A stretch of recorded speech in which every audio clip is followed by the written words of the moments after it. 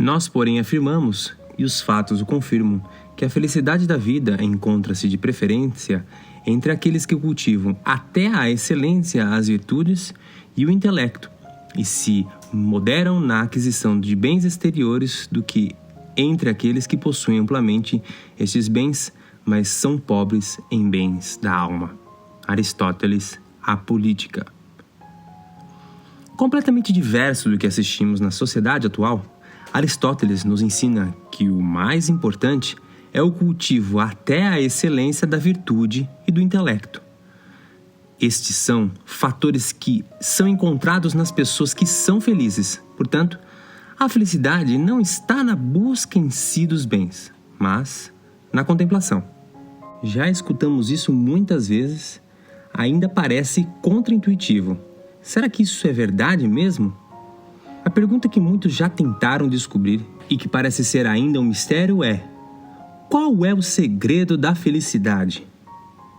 Olá, eu sou o Paulo Rafael e no Super Leituras de hoje iremos falar sobre 4 lições incríveis sobre excelência e a felicidade. Dessas 4, a 3 e a 4 são as minhas preferidas. Comente ao final qual lição você mais gostou. Se inscreva agora no canal e torne-se um apoiador. Para descobrir o segredo da felicidade, podemos agir de muitas formas. Uma forma de descobrir é pesquisar as vidas das pessoas felizes e perceber algum padrão que se repete. Assim podemos descobrir o que faz as pessoas serem felizes. O que Aristóteles entendeu há mais de 2000 anos foi confirmado por estudos na atualidade. Pessoas que são felizes e que possuem uma vida razoavelmente boa em todos os campos, inclusive do ponto de vista de riqueza, possuem um elemento em comum: a excelência em alguma área da vida. Se você pudesse escolher de ter riqueza, saúde, beleza física, bons relacionamentos, um bom emprego, o que você escolheria? Muitos diriam riqueza. Mas riqueza sem bons relacionamentos não vale muito. Aliás, sem saúde também não se faz muita coisa. Aí alguns diriam saúde, mas sabemos que muitas pessoas saudáveis são infelizes. Então, qual seria a melhor escolha? Segundo Aristóteles, a excelência. Mas o que é e como buscar? Lição 1. Os jovens não têm notícia das coisas que pertencem à ciência moral, as quais são maximamente conhecidas por experiência. São inexperientes das operações da vida humana por causa da brevidade do tempo e, por isso, não são ouvintes convenientes da ciência moral. Tomás de Aquino. A excelência é o contrário da mediocridade. É preciso, de algum modo, superar aquela parte que há em nós, muitas vezes lenta e preguiçosa. O jovem simboliza muito essa característica de impulsividade e falta de reflexividade que é necessária para uma vida feliz. Para piorar, quando uma sociedade tem um certo culto à juventude, é sinal que ela já não entende mais o valor da experiência e da tradição. Infelizmente, há uma ideia muito difundida de que a vida pode ser vivida de maneira espontânea, sem planejamento, orientação para um fim determinado. Mas isso, na verdade, é um engano. Lição 2. Não percebemos, em muitas ocasiões, que um homem, levado pela violência de seus desejos a agir contra a razão que calcula, prejudica-se e se levanta contra o que tem em si mesmo, de que sofreu a violência, e que, como se tratasse da luta entre 2 partidos, a razão encontra um aliado no ardor do sentimento que anima esse homem? Platão. Pessoas que são felizes têm, em algum aspecto da vida, alguma excelência. Alguns são muito trabalhadores e por isso se tornam grandes empreendedores. Outros são dedicados de forma profunda aos estudos. Outros são pessoas que se dedicaram de forma profunda para a excelência do corpo como um esporte. Platão diz que sem temperança, que é o domínio de si, não é possível conquistar nada.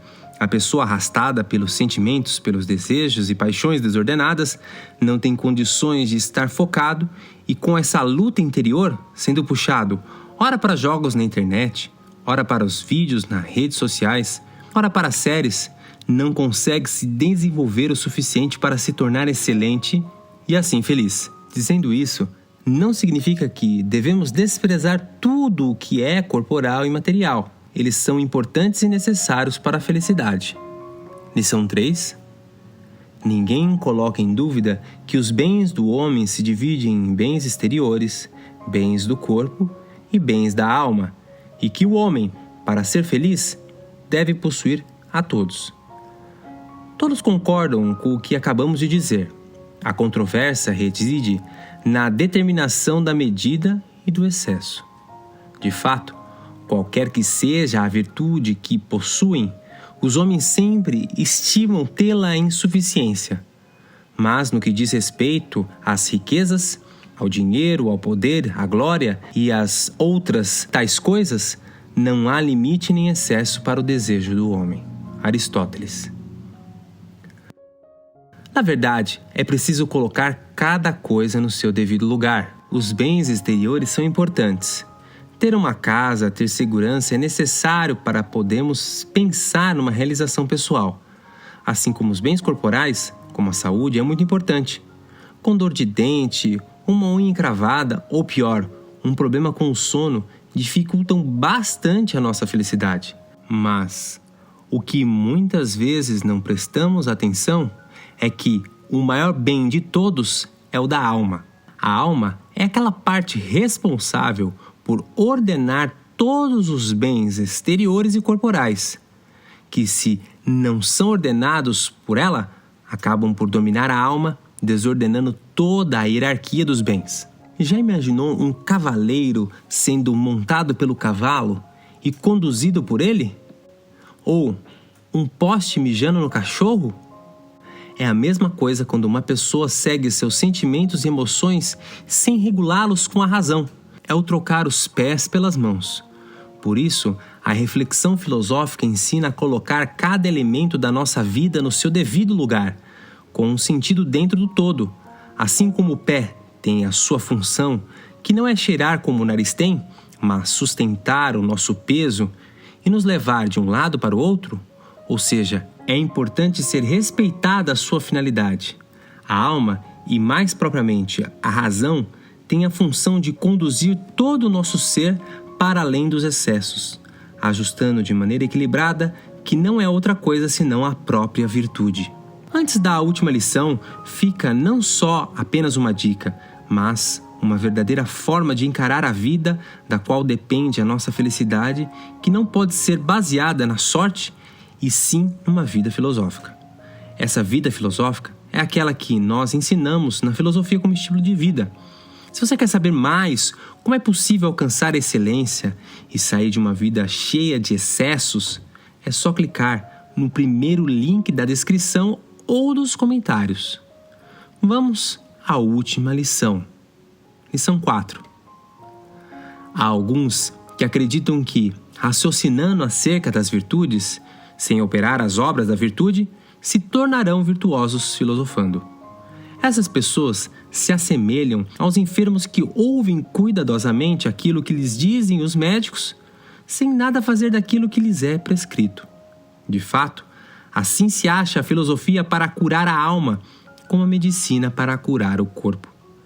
De onde se conclui que, assim como aqueles que ouvem os preceitos dos médicos, sem nada fazer, nunca estarão bem dispostos segundo o corpo, assim, nem aqueles que ouvem o ensino dos filósofos morais e não fazem o que lhes foi ensinado, terão a alma bem disposta.